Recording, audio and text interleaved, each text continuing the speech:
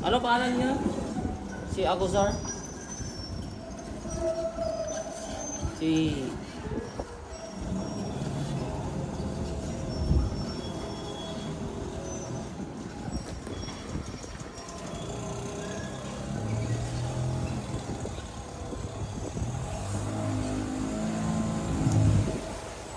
Yan po namin din po sa ating nasa Kandaga. Meron po sa pinaka-corona sa pinakataas ng kanyang bubong. Ayan po. Yan po, itatasipul po yan. Kapag ka may karoon po yung bahay niyo ng araw, ibig sabihin, nabibilang ko sa mayamang kan o kilalang pamilya.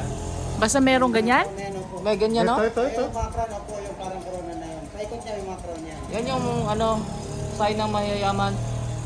Kaya mo rin doon pagka may ganyan eh. Mga crown. Palagi attention. Ma-remember niyo ba itong ano ba itong Abdul, yung kiram? Oo. May ganyan, nga na. Oy, oo, tama yun. Wow.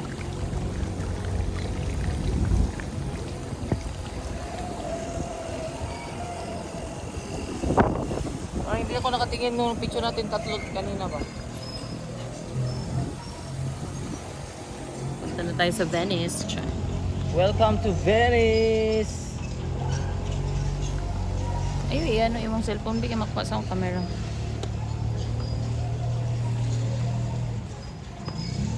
Wow!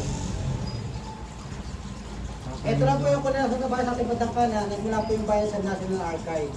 Kumbaga, plano po siya na hindi po natapos from National Archive. And yung plano po na yun, dito na po tinapos, dito na po sa kaya tinatawag po yung bayan na yan, Tea House o La Casita. Dati po ginawa po yan dito ang coffee shop. Ngayon po kasi dito po siya ng ito naman po yung ating Estero di Binondo. Yun. Ito na po yung Estero sa Wow! ito rin po yung mga bahay natin ng Dakar, mga restaurant na po yung bayan sa Estero sa Binondo, Manila. Ito yung ginawang Tapos hotel. yung mga aksesorya. Aksesorya po, ibig sabihin mga paupahan bayo apartment. Alam mo, kinawalang tayo. Pero hindi yan ano. Sila po yung mga nakatake. Kala ko may... Pero, Ito po ito mga ito. ano yan kuya? Kinuha pa rin yan? Original pa rin yan? Or ginawa na? Ah. Ginaya na lang. Ganito daw yung ano eh. Binondo dati.